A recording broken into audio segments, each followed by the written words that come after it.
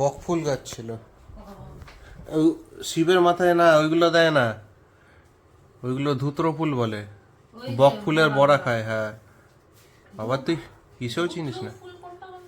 কি ছোট ছোট গুলো তো বলছিস না লম্বা গুলো? লম্বাগুলো ছোটগুলোকে কি বলে তাহলে? ফলগুলো ওইগুলো। না, যেটা মালা তৈরি হয়। নীলকণ্ঠ। শিবের গলায় পরানো না কি বলে ওটাকে? নীলকণ্ঠর মালাও তো হয়। নীলকণ্ঠ বলছি না ওটা। রিবান গুড হ্যাঁ, মর্নিং। বুঝেছি। এটা হচ্ছে ইয়ানকে স্কুলে পাঠিয়ে তারপরে এসে দেখছি আমাদের ঘরে যে ইনি কাজ করে তার সে আসেনি, তাই রান্নাঘরে কিছু কাজ ছিল, বাসন কুসন মেজে তারপরে এসেছি এখানে ঘর ঝাড় দিয়ে আবার দৌড়িয়ে দৌড়িয়ে যেতে হবে ইয়ানকে আনতে। আরে পেঁয়াজগুলো ওপরে সব ভেসে আছে। ঘুটে একবারে খেতে হয় এই জন্য। রেখে দিয়েছিলাম তো। চলে এসেছি এক মন্দিরে পুজো দিতে। এখন এটাকে একটু পরিষ্কার করে নিয়ে তারপর পুজো দিতে বসবো। এটা হলো দুপুরবেলা, কাজটা সেরে এসেছি পুজো দিতে।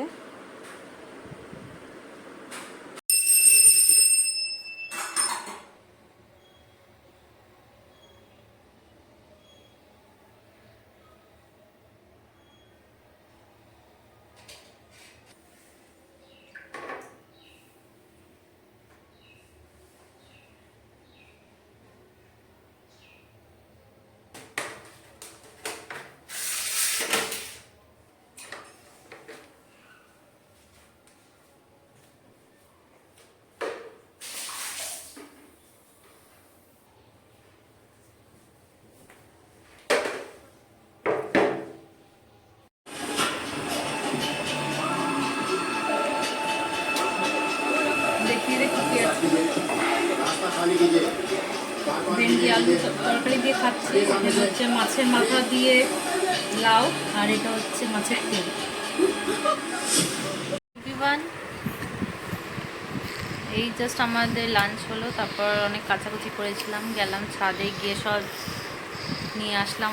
অনেকগুলো বিছানার চাদর ছিল, তারপর ব্ল্যাঙ্কেট যেটা গায়ে দিই ওইটা করো না অমনি হয়েছে।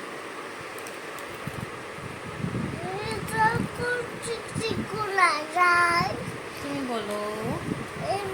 ওইগুলো সব নিয়ে আসলাম, শুকিয়ে গেছে, এত রোদ্দুরে তেজ, দেওয়ার সাথে সাথেই শুকিয়ে যায়। এমনি তো সব শুকিয়েই থাকে, মেশিনে কাঁচা হয় বলে। আমি আর জ্ঞান বসে আছি, এই ঘুম পাড়াবো ওকে। শরীরটা এখন তেমন একটা ঠিক হয়নি, রাত্রিরেও তেমন ঘুমাতে পারি। শান কেকের অর্ডার দিয়েছিল, এটাই এসেছে, তাই নিতে যাচ্ছি নিচে। এটা হলো বিকেলবেলা নিচে যাচ্ছি, শানু ওই কেকের অর্ডার দিয়েছিল, ওটাই আনতে যাচ্ছিলাম। নিচে দাঁড়িয়ে আছে কেক নিয়ে। ওখানে নন ঘুমাচ্ছিল, ওদের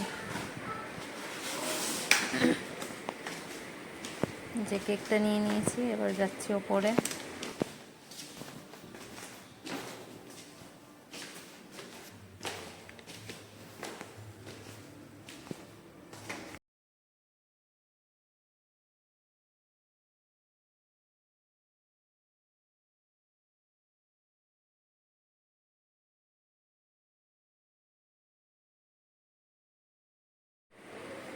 এখানে হচ্ছে আমি কেকটা ওপেন করছি, কিন্তু কেক ওপেন করে তো আমি নিজেই সারপ্রাইজ হয়ে গেছি। কেকের এমন বাজে অবস্থা, তোমরাও দেখো আমার সাথে কেমন কেক এসছে, পুরো ঘেটে এক সাইডে চলে এসছে। কিছু তো করার নেই, এটা তো আর ফেরত নেবে না, তো এটা নিয়ে আমাদের কাজ চালাতে হবে। কাজ চালাতে হবে মানে এমনিই কিনেছিলাম, মাঝখানে আর কোনো ভিডিও হয়নি। এখানে আমি চলে এসেছিলাম প্রায় 10:45 বাজছিল, তখন হয়তো ভুলে গেছিলাম সবজি কাটতে এসেছি তাড়াতাড়ি করে কালকের জন্য।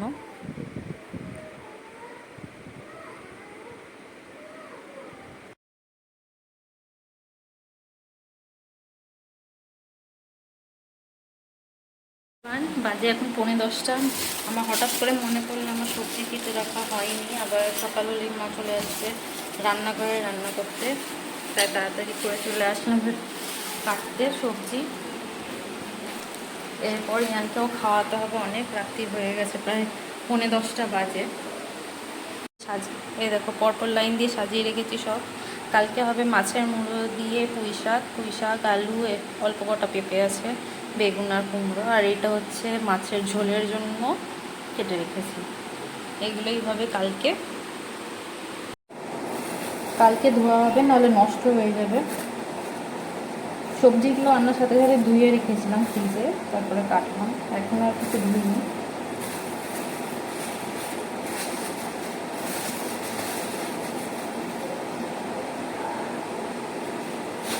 এখন ভাত গরম করে খাওয়াবো মেনুতে, তারপরে দেখি আমরা খাবো। সন্ধেবেলা চপ নিয়ে এসেছিলো, এগুলোই খাওয়া হয়েছিল, তার জন্য পেটটাও ভর্তি আছে। তাই ভাবছি আগে ওকে খাইয়ে নিয়ে তারপরে আমরা।